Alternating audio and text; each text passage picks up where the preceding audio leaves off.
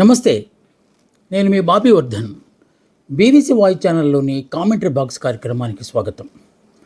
వారం వారం వార్తా సమాహారం కార్యక్రమంలో ఇవాళ కొన్ని ముఖ్యమైన అంశాల మీద మనం విశ్లేషణ చేద్దాం. వాటిల్లో ఒకటి, విశాఖపట్నానికి గూగుల్ డేటా సెంటర్ రావడం అనేది ఈ మధ్య కాలంలో ఒక ప్రధాన వార్తగా చలమణి అవుతుంది.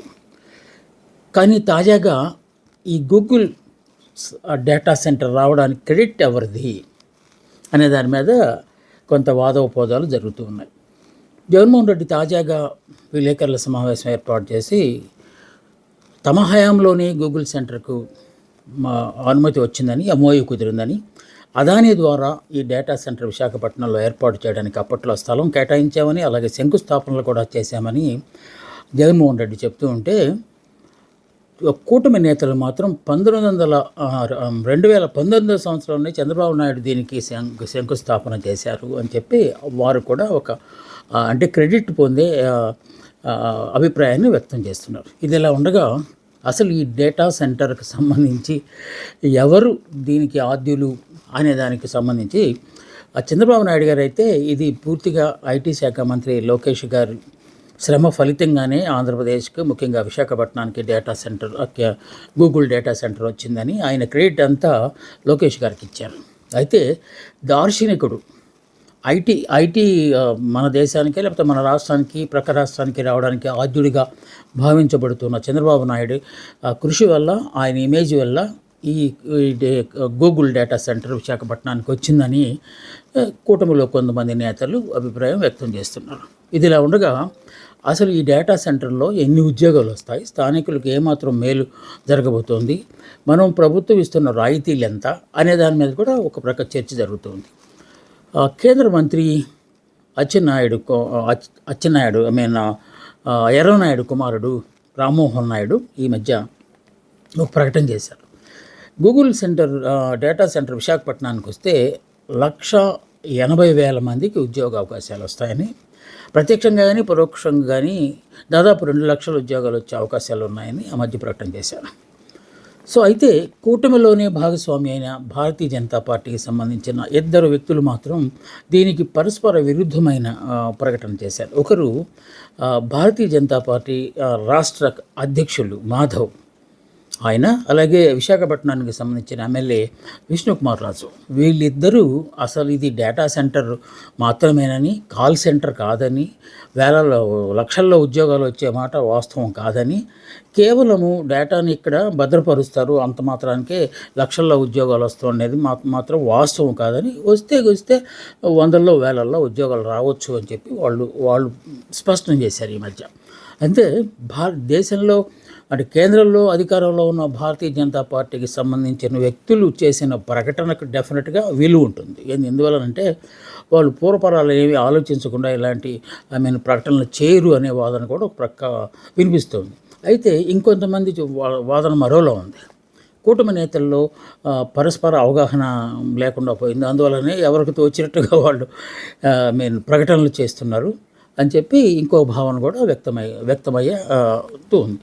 ఇక ఐటీ రంగంలో నిపుణులైన కొంతమంది చెప్పేది ఏంటంటే, విశాఖపట్నంలో గూగుల్ డేటా సెంటర్ ఏర్పాటు చేయటం వల్ల చాలామందికి ఉద్యోగాలు పరోక్షంగానే మాటకే వాళ్ళు అర్థం చెప్తున్నారు. ఎందుకంటే కన్స్ట్రక్షన్ అది చేయడానికి, లేకపోతే సముద్ర మార్గంలో కేబుల్ వేయడానికి, ఇలాంటి వాటికి ఖచ్చితంగా జనం కావాల్సి వస్తారు, అవి ఉద్యోగుల కింద భావించాల్సి ఉంటుందని కాకుంటే ప్రత్యక్షంగా డేటా సెంటర్లో వందల సంఖ్యలోనే ఉద్యోగాలు వస్తాయనేది వాళ్ళ అభిప్రాయం. ఏదేమైనా స్థానికులు ఎక్స్పర్ట్స్ అయితే మాత్రం ఖచ్చితంగా డేటా సెంటర్లో ఉద్యోగాలు వస్తాయని, లేకుంటే ఐఐటీలు లేకపోతే అంతర్జాతీయంగా కొంతమందిని ఇక్కడికి తీసుకొచ్చే ఆస్కారం ఉందని, గూగుల్ సంస్థకు ఇప్పుడే పనిచేస్తున్న కొంతమంది నిపుణులను కూడా ఇక్కడికి తీసుకొచ్చే అవకాశం ఉందని మరో వాదన కూడా వినిపిస్తుంది. సో మొత్తానికి గూగుల్ సెంటర్ విశాఖపట్నం రావటం అనేది అత్యంత ఆహ్వానించదగ్గ విషయమే అయినప్పటికీ ఇలాంటి పరస్పర విరుద్ధమైన ప్రకటనలు వస్తున్నప్పుడు మాత్రం ప్రజల్లో కన్ఫ్యూజన్ అనేది తప్పనిసరిగా వస్తుంది. ఈ వార్త ప్రధాన అంశంగా ఈ వారంలో చాలా హల్చల్ చేసింది. ఇక రెండోది విశాఖపట్నానికి సంబంధించింది. ఆర్డీఓ శ్రీలేఖ, ఆవిడ ఒక సంచలనం, ఆవిడ ఒక వివాదాస్పదం. ఆవిడ ఎక్కడ పనిచేసినా కూడా వివాదాలకు కేంద్ర బిందువుగా ఉంటారనేది ఒక ఒక అభిప్రాయం. సో ఈ మధ్యకాలంలో ఈ ఆర్డీఓ శ్రీలేఖ డిఆర్ఓగా పనిచేస్తున్న భవానీ శంకర్ మీద ఒక ఒక ఆరోపణ చేశారు. ఆయన తహసీల్దారుల దగ్గర నుంచి నెల నెల నిత్యావసర వస్తువులకు ₹1,000 తీసుకుంటున్నారు. అంటే నిత్యావసర వస్తువులు వాళ్ళ దగ్గర నుంచి తెప్పిస్తున్నారని చెప్పి ఆవిడ అది అది అవినీతి కిందకే వస్తుందని చెప్పి ప్రభుత్వానికి ఒక లేఖ రాశారు. లేఖ రాయడంతో పాటు అది రహస్యంగా లేకుండా అది ఆ లేఖ లీక్ అయింది. అన్ని వార్తాపత్రికల్లో ఒక సంచలన వార్తగా వచ్చింది. సో దీంతో ప్రభుత్వం సీరియస్ అయింది. ఎందువలనంటే కూటమి ప్రభుత్వ పాలనలో ఇలాంటి అవినీతి జలగలు ఉన్నాయి అని చెప్పి బయట ప్రపంచానికి తెలియజేయడంలో శ్రీలేఖ కొంచెం దుందుడుకుగా వ్యవహరించారని భావించినట్టున్నారు. అందువల్ల ఆవిడను అలాగే ఆ వివాదంలో ఉన్న మరొక వ్యక్తి డిఆర్ఓని వీరిద్దరిని బదిలీ చేశారు.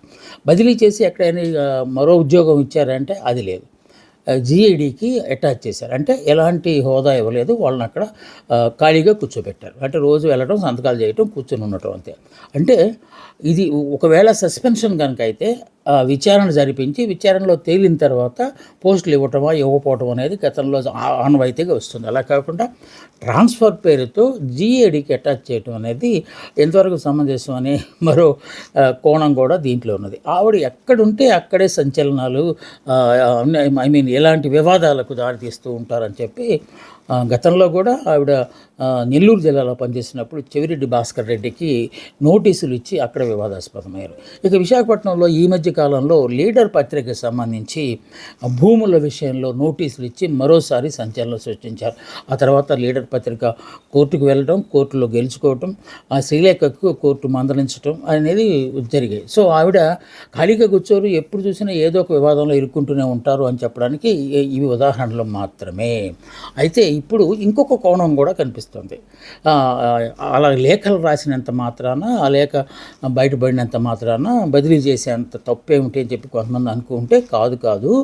ఇది చాలా రాజకీయ ప్రాధాన్యత సంతరించుకున్న అంశము. సీఎంఓలో కీలక నేతగా పనిచేస్తున్న ఒకనొక ముద్దాడ రవిచంద్ర అనే ఒక ఐఏఎస్ అధికారికి ఈవిడికి సరిగా పొసగట్లేదట. అంటే ముద్దాడ రవిచంద్ర అచ్చెన్నాయుడు గారు, రామ్మోహన్ నాయుడు గారికి బంధువు, లేకపోతే అదే కులాన్ని, అదే సామాజిక వర్గానికి చెందిన వ్యక్తిగా అతనికి పేరుంది. ఆయన చాలా కీలకమైన భూమికి వహిస్తూ ఉన్నారు సీఎంఓలో.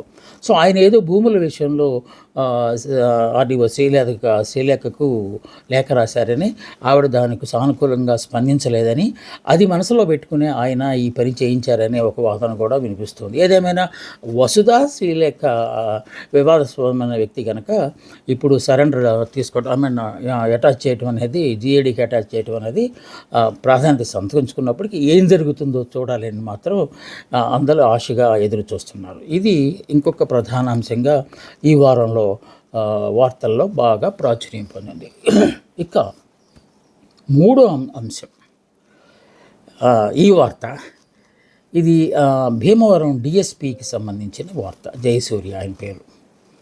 ఆయన పేకాట శిబిరాల్లో నిర్వహిస్తున్నారని, ఆ మాటకు వస్తే పేకాట జూదాన్ని ఆయన ప్రోత్సహిస్తున్నారని, తద్వారా ముడుపులు స్వీకరిస్తున్నారని డిప్యూటీ సీఎం పవన్ కళ్యాణ్ గారికి ఎవరో సమాచారం అందించారట.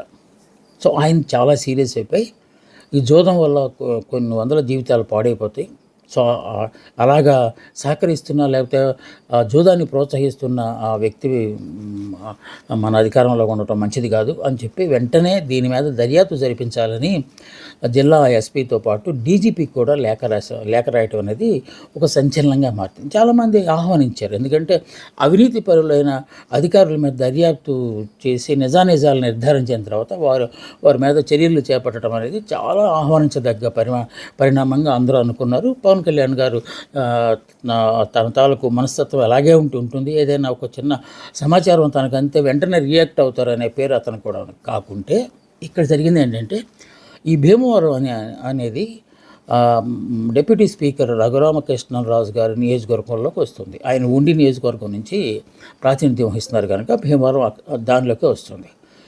తన నియోజకవర్గంలో పనిచేస్తున్న అధికారి మీద యాక్షన్ తీసుకుంటే నేను తీసుకోవాలి, లేకపోతే నాకున్న సమాచారం ప్రకారం ఆయన ఏంటో అనేది తెలియాలి. నాకు తెలిసిన సమాచారం మేరకు ఆయన చాలా సత్శీలం గల వ్యక్తి. జయసూర్య మంచి మంచి మంచి అధికారిగా పేరు సంపాదించుకున్నాడు. అది నాకు తెలుసు, ఎందుకంటే నా దగ్గర ఆ సమాచారం ఉంది అని చెప్పి ఆయన ఒక సంచలన ప్రకటన చేశారు. అంటే డిప్యూటీ సీఎం పవన్ కళ్యాణ్ గారు చేసిన దానికి ఇది పరస్పర విరుద్ధమైన వ్యాఖ్యానంగా భావించాలి. ఎందువల్లంటే ఆయన నా దగ్గర సమాచారం ఉంది, అందువల్లనే ఆయన మీద ఎంక్వైరీ చేయాలని డిప్యూటీ సీఎం పవన్ కళ్యాణ్ గారు ఆదేశాలు జారీ చేస్తే ఎస్పీకి డీజీపీకి ఈ కేసును అప్పగిస్తే అదే నియోజకవర్గానికి చెందిన అదే కూటమిలో ఉన్న డిప్యూటీ స్పీకర్ రామకృష్ణరాజు గారు దానికి విరుద్ధమైన ప్రకటనలు చేయటం ఏంటి? సో వీళ్ళిద్దరి మధ్య ఏమైనా విభేదాలు ఉన్నాయా అంటే అదేం కాదు. ఎందువల్లంటే RRR అదే మన రామకృష్ణరాజు గారు చాలా కష్టాల్లో ఉన్నప్పుడు అతనికి మద్దతు పలికిన వాళ్ళల్లో పవన్ కళ్యాణ్ గారు ఒకరు. అతని వైసీపీ ప్రభుత్వం చాలా ఇబ్బందులు పెట్టిందని, శారీరకంగా కూడా హింసించిందని అప్పట్లో ఆయన కొన్ని వ్యాఖ్యలు చేశారు. సో దానికి సంపూర్ణ మద్దతును కూడా అప్పట్లో పవన్ కళ్యాణ్ ఈ రామకృష్ణరాజు గారు ప్రకటించారు. అలాగే డిప్యూటీ స్పీకర్ అయిన తర్వాత కానీ లేకపోతే అంతకుముందు కానీ పవన్ కళ్యాణ్కి చాలా కృతజ్ఞతాభావంతో ఉన్నారు రఘురామకృష్ణరాజు గారు. సో వాళ్ళిద్దరి మధ్య ఎలాంటి అభిప్రాయ భేదాలు అయితే ఏమీ లేవు. కానీ నియోజకవర్గ పరిధిలోకి వచ్చేసరికి తన మీద బైపాస్ చేస్తూ ఆయన చేయటం ఏంటి అనే అర్థంతో ఆయన అన్నారా, లేకపోతే నిజంగానే జయసూర్య మంచివాడా కాదు అని చెప్పడానికి చాలా ఉన్నాయి. గతంలో ఆయన గన్నవరంలో పనిచేసినప్పుడు కూడా వైసీపీ నాయకులతో అంటగాగి అనేక అవినీతి కార్యక్రమాల్లో పార్టిసిపేట్ చేశారని అప్పట్లో వార్తలు కూడా వచ్చాయి. ఏమో ఇక్కడికి వచ్చిన తర్వాత ఆయన సత్సీలుడు అయి ఉండొచ్చు కదా. అదే బేస్ చేసుకుని రఘురామకృష్ణరాజు గారు జయసూర్య చాలా మంచి ఆయన అని చెప్పి ఉండొచ్చు.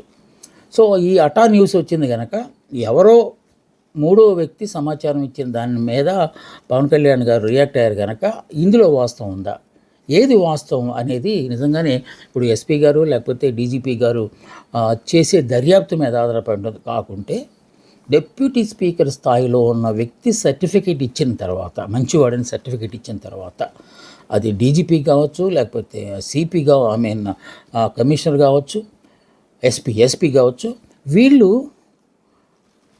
దర్యాప్తు చేయడానికి సాహసిస్తారా, దానికి భిన్నంగా లేకపోతే నెగిటివ్గా రిపోర్ట్ ఇవ్వడానికి వాళ్ళు సాహసిస్తారా అనేది ఇప్పుడు పెద్ద ప్రశ్నార్థకంగా మారింది. సో కూటమి నేతల్లో మొన్న మధ్య గూగుల్ విషయంలో కూడా రామ్మోహన్ నాయుడు చెప్పిన దానికి భిన్నంగా మన మాధవ్ గారు అలాగే విష్ణుకుమార్ రాజు గారు చెప్పారు. అక్కడ కూడా కూటమి నేతల మధ్య సఖ్యత లేదు అనే ఒక భావం అప్పట్లో వచ్చింది. ఇక్కడ కూడా కూటమిలో భాగస్వాములైన రెండు పార్టీలు, జనసేనకు సంబంధించి డిప్యూటీ సీఎం గారు అలాగే డిప్యూటీ స్పీకర్ టీడీపీకి చెందినవారు, వీళ్ళిద్దరి మధ్య ఏమన్నా ఈ రెండు పార్టీల మధ్య ఏమన్నా భేదాలు ఉన్నాయా అని చెప్పి ఇక్కడ స్థానిక అంశాల ప్రాతిపదికగా రఘురామకృష్ణరాజు గారు కామెంట్ చేశారని. ఆ తర్వాత రోజు కూడా మీడియా అడిగినప్పుడు రఘురామకృష్ణరాజు గారు ఏమాత్రం వెనకడలేదు, అదే మాట మీద ఉన్నారు. నా నియోజకవర్గంలో నా అధికారులను కాపాడుకోవాల్సిన బాధ్యత నాకుంటుంది, వాళ్ళు ఏం చేస్తున్నారో చెప్పాల్సిన బాధ్యత నా మీద ఉంటుంది అని చెప్పారు. సో అది ఇంకొక చిన్న బూమరాంగ్ లాగా మారినాడు. చూడాలి దర్యాప్తులో పవన్ కళ్యాణ్ గారు చెప్పింది వాస్తవం అవుతుందో లేకపోతే రఘురామకృష్ణరాజు గారు ఇచ్చిన కితాబే వాస్తవం తేలుతుందో అనేది కూడా ఈ వారంలో వచ్చిన ఒక ప్రధాన అంశంగా. ఇంకొక ముఖ్యమైన అంశం కూడా ఈ వారం ఈ ప్రధాన స్రవంతి మీడియాలో కాకుండా సోషల్ మీడియాలో హల్చల్ చేసిన అంశం, గుండు బాబాయ్ గుర్తున్నాడా? అదే డియు రావు అంటే డబ్బులు ఎవరికై రావు అని కొట్టేస్తుంటాడు కదా. లలిత జ్యువెలర్స్ అధినేత కిరణ్ కుమార్, అతను చాలా వేరే వాళ్ళకి డబ్బులు ఇవ్వడం ఎందుకో, సెలబ్రిటీస్ని ఉపయోగించి పెద్ద పెద్ద యాడ్లు తీసి కోట్ల రూపాయలు ఖర్చు చేయడం ఎందుకు అని చెప్పి తానే అంబాసిడర్గా మారి ఒక విచిత్రమైన గెటప్లో క్లీన్ షేవ్తో, అంటే క్లీన్నెస్ అంటే మేము చాలా స్వచ్ఛంగా ఉంటాం నా గుండులాగానే అని చెప్పే ప్రయత్నంలో భాగంగా ఆయన తన ప్రకటనలు తానే చేసుకుంటాడు, తన మార్కెట్ని తానే చూసుకుంటాడు, తన వ్యాపారాన్ని విస్తరణకు అతనే ఒక బ్రాండ్ అంబాసిడర్గా మారి ఇవన్నీ చేస్తూ ఉన్నాడు. 5 రాష్ట్రాల్లో ఆంధ్రప్రదేశ్, తెలంగాణ, తమిళనాడు, కర్ణాటక, పాండిచ్చేరిలో మొత్తం దాదాపు 60 షాపులను ఆయన మెయింటైన్ చేస్తున్నాడు. ఒక్క ఆంధ్రప్రదేశ్లోనే దాదాపు 22-23 చోట్ల ఆయన దుకాణాలు ఓపెన్ చేశాడు. సో వాస్తవానికి ఆ లలిత జ్యువెలర్లో బంగారం కొనడం అనేది ఒక ప్రెస్టేజ్గా, స్టేటస్గా కూడా కొంతమంది భావిస్తూ ఉంటారు. ఎందువలనంటే ఆయన టార్గెట్ చేసిన వాళ్ళు middle class, below middle class, rich పీపుల్ని ఆయన చూడు. ఎందుకంటే అక్కడ ఉండే వాటిలో మరీ కాస్ట్లీయెస్ట్ డిజైన్లు అలాంటివి ఏమి ఉండవు, సర్వసాధారణమైనవి ఉంటాయి. కాకపోతే నెంబర్ ఆఫ్ ఐటమ్స్ ఎక్కువగా ఉంటాయి అక్కడ.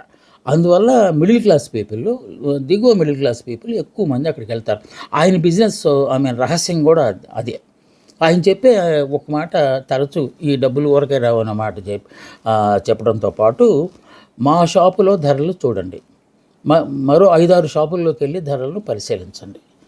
మా షాపులో తక్కువ అనిపిస్తే ఎక్కడ తక్కువ ఉంటే అక్కడ కొనండి అని చెప్పి ఆయన ఒక నిజాయితీగా నేను మాట్లాడుతున్నాను అనే ఒక సందేశం ఇచ్చేలాగా ఆయన బిల్డప్ ఉండేది ఒకప్పుడు. కానీ ఇప్పుడు విశాఖపట్నం నుంచి ఒక కస్టమర్ చేసిన ఒక సంచలనమైన విమర్శ ఇప్పుడు లలిత జ్యువెల్స్ని వివాదంలోకి లాగింది.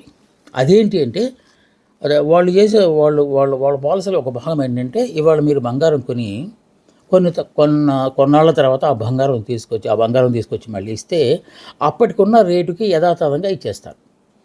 అప్పుడు ఏ రేటు ఉంటే అది. అంటే ఇప్పుడు 100 గ్రాములు మీరు బంగారం ఇవాళ కొన్నారనుకోండి, ఒక 2 సంవత్సరాల తర్వాత తీసుకొస్తే ఆ 100 గ్రాములు బంగారానికి అప్పటి రేటు మీకు ఇవ్వడం అనేది వాళ్ళు చేసిన ప్రకటన.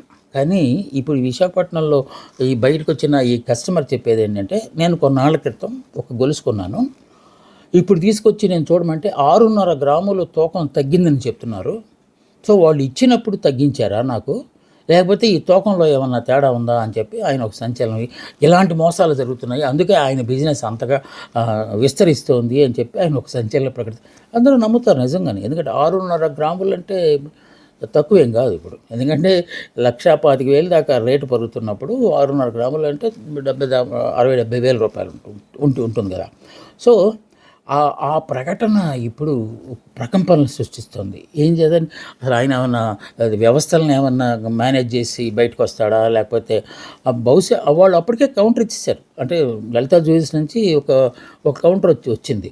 బహుశా తూకం వేసినప్పుడు, ఎప్పుడైతే ఆయన కొన్నాడో అప్పుడు తూకం వేసినప్పుడు పొరపాటు జరిగి ఎక్కువగా చూపించినట్టు ఉన్నాము, అందువల్లనే ఇప్పుడు అది తక్కువగా మనకు కనిపిస్తుంది అని సంజయ్ ఇచ్చే ప్రయత్నం చేశారు. కానీ ఈలోపు ఈ వార్త హల్చల్ చేయడంతో బ్యాడ్ అట్రాక్ట్స్ మెనీ పీపుల్ అంటాం కదా, వీళ్ళు ఆ తర్వాత ఎంత మంచి చెప్పాలని చూసినా కూడా ముందు జరిగిన ఆ డ్యామేజ్ని మళ్ళీ సరిచేయడం అనేది చాలా కష్టమైన పని. సో ఆ ప్రయత్నాల్లో ఆయన ఉన్నాడు ఇప్పుడు. మన రాష్ట్రంలో కూడా చాలామందికి ఉద్యోగ అవకాశాలు కలిపి 23 చోట్ల షాపులు పెట్టాడు అంటే అక్కడ చాలామంది కొన్ని వందల్లో ఉద్యోగాలు ఇచ్చినట్టే కదా. ఇది ఒక వార్తగా కూడా వచ్చింది. ఇంకొక విషాదమైన వార్త ఏంటంటే, కాకినాడ జిల్లా తునికి సంబంధించిన ఒక మైనర్ బాలిక మీద టీడీపీకి చెందిన ఒక కౌన్సిలర్, వృద్ధుడు, దాదాపు 60 పైన సంవత్సరాల పైన ఉంటాయి, అత్యాచారానికి ప్రయత్నించబోయాడని దాన్ని ఎవరో గమనించి వీడియో తీయడంతో అతను భయపడి పారిపోయి అమ్మాయిని తీసుకుని పారిపోయాడని చెప్పి ఒక వీడియో ఒక సంచలనంగా మారింది. ఆ వార్త కూడా ప్రధానంగా వచ్చింది. కానీ ట్విస్ట్ ఏంటంటే, ఆయన చాలా చాలా గదమాయించి మాట్లాడాడు ఆ వ్యక్తితో. మీరు ఎవరైతే ఆ పాపను చూసి రక్షించడానికి వచ్చాడో అతను ఎందుకు అంటే ఏదో చెప్పాడు, మూత్ర విసర్జన కోసం తీసుకొచ్చాను, మూత్ర విసర్జన కోసం హాస్టల్ నుంచి ఇంత దూరం తీసుకురావాల్సిన అవసరం ఏంటి.